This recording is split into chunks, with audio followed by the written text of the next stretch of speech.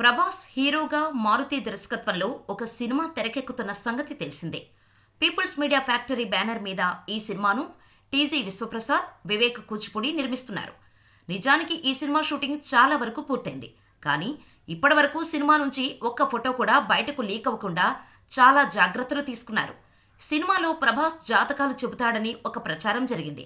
తర్వాత ప్రభాస్ ఒక పెద్ద బంగ్లాలో ఉంటాడని, దాని పేరు రాజా డీలక్స్ అని ప్రచారం జరిగింది. సినిమాకి టైటిల్ కూడా రాజా డీలక్స్ అని పెడతారని ప్రచారం జరుగుతున్న నేపథ్యంలో రాజాసాబ్ అనే టైటిల్ ఫిక్స్ చేసి సంక్రాంతి సందర్భంగా అనౌన్స్ చేశారు.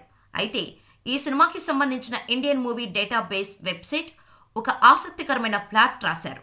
అదేంటంటే, ఈ సినిమా కథ ఒక జంట మధ్య జరుగుతుందని, ప్రేమలో పడిన వారు పెళ్లి చేసుకోకుండా ఒక నెగటివ్ ఎనర్జీ వారిని ఇబ్బంది పెడుతుందని రాసుకొచ్చారు.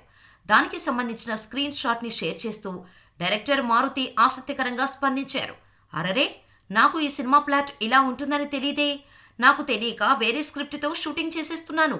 ఇప్పుడు ఈ ఐఎండిబి సమాజం దాన్ని యాక్సెప్ట్ చేస్తుందా మరి అంటూ ప్రశ్నించారు. దీంతో ఈ ట్వీట్ మీద ప్రభాస్ అభిమానులు రకరకాలుగా స్పందిస్తున్నారు. ఏదేమైనా మారుతి రియాక్షన్ మాత్రం అదిరింది కదూ.